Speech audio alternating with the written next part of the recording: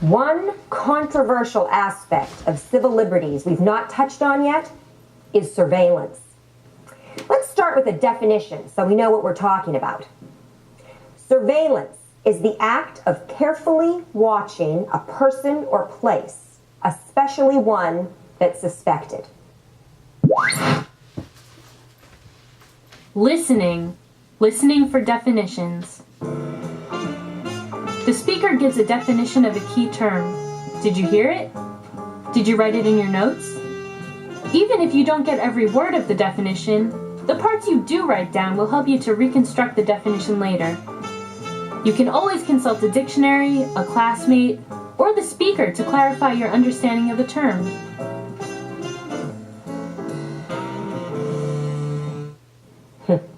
Well, I'm sure we all have our own opinions on this. Civil liberties groups in most countries are concerned that we're becoming a so-called surveillance culture. That in the name of national and personal security, national governments are obtaining detailed information on their citizens and tracking their movements, internet use, financial transactions, and so on. And it's not just the government. Today, it's possible for savvy private organizations to get information on individuals from different sources and build a kind of composite picture, a profile, if you will. Critical thinking. Guessing. The speaker says, today, it's possible for savvy private organizations to get information on individuals. What does savvy mean? Is this a term you've heard or read before? Can you guess the meaning by using the context? If you guess that it means something like in the know or smart, you're right. You don't always have a chance to consult a dictionary, a classmate, or the speaker for the meaning of a word. In this case, your best strategy is to guess the meaning from the context and keep following the lecture. Some people think that this is fine if it helps the government or if their local supermarket knows their shopping habits. They shouldn't have anything to hide, right? But most people don't like it. They feel they've become part of an Orwellian Big Brother culture, that it's a gross intrusion of privacy. Are they right? Well, you can judge for yourselves, because I'm going to take you through some of the surveillance mechanisms that are out there. We'll start by looking at a few of the more familiar ones, and then move on to a more recent and technically sophisticated method. First up, cameras. Today, these are everywhere.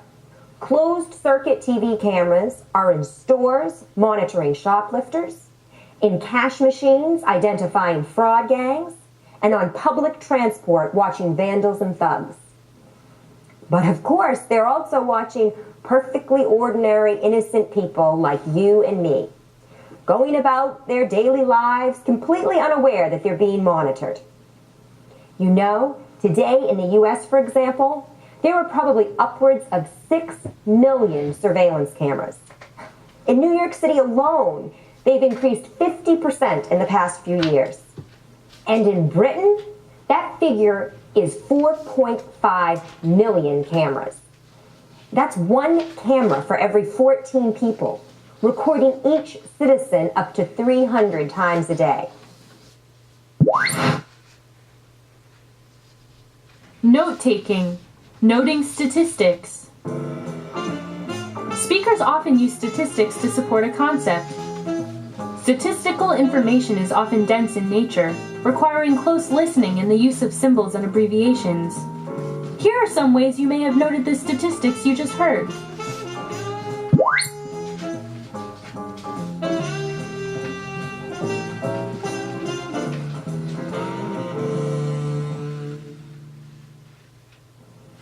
Then there are traffic-based cameras, monitoring vehicles via their registration numbers.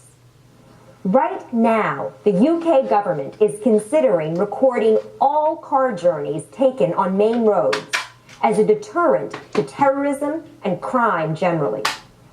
These cameras are being used way beyond their original purpose. It's downright invasive. Cell phones have given the authorities another useful surveillance tool. Records of incoming and outgoing calls can be checked and used to solve crimes. That's right, just like in the movies. And something I didn't know, cell phone users can be tracked using a system called triangulation. This is when a cell phone's communication with different cell phone towers is used to locate the user's position. And seeing as these days almost all of us have one of these phones, what's there to stop security services from checking on any one of us? Then we have credit card transactions. We're all familiar with this one, I'm sure.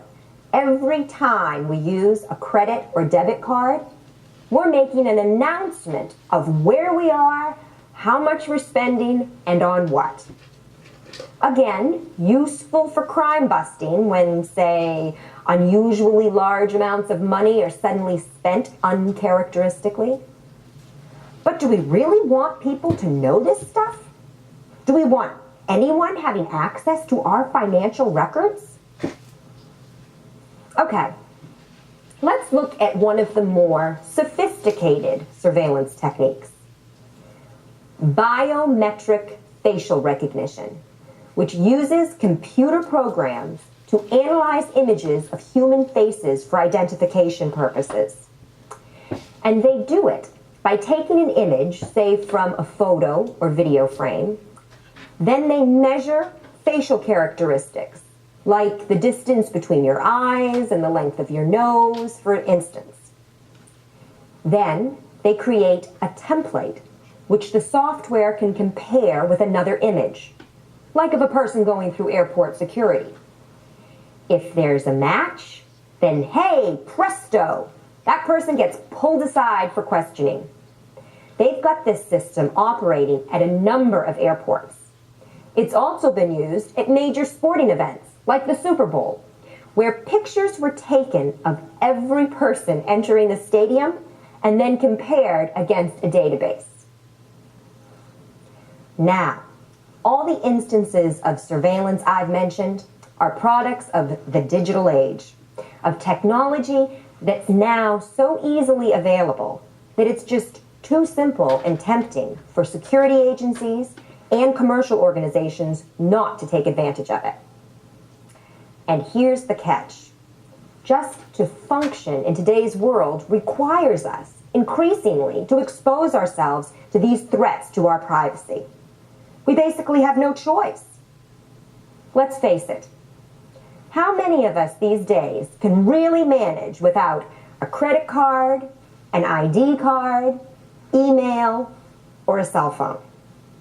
It's almost as if, well, if we want to have these things, then we have to accept the surveillance that goes with them, right? Now, I'm no conspiracy theorist, but like many people, I don't believe all this surveillance is for our own good. I don't believe that those of us who have nothing to hide have nothing to fear. So it's reassuring that there are organizations out there protecting the rights of ordinary citizens like you and me. Let me wrap up with a quote from Mark Rotenberg, president of the Electronic Privacy Information Center, or EPIC, who says that the kind of open-ended surveillance we are now seeing is, quote, the digital electronic equivalent of allowing police to go through your home without a warrant. Now that's a sobering thought, wouldn't you say? Critical thinking, identifying point of view. What's the speaker's opinion of surveillance? Does she think all techniques are good? How can you tell? You may have noticed that she presents her questions and statements in a certain tone that suggests she's not in favor of many surveillance techniques in use today. How does this affect the lecture, do you think? Knowing a speaker's point of view may impact your own feelings about a topic, so it's good to recognize the point of view you're hearing. That way, you can be objective as you take in the information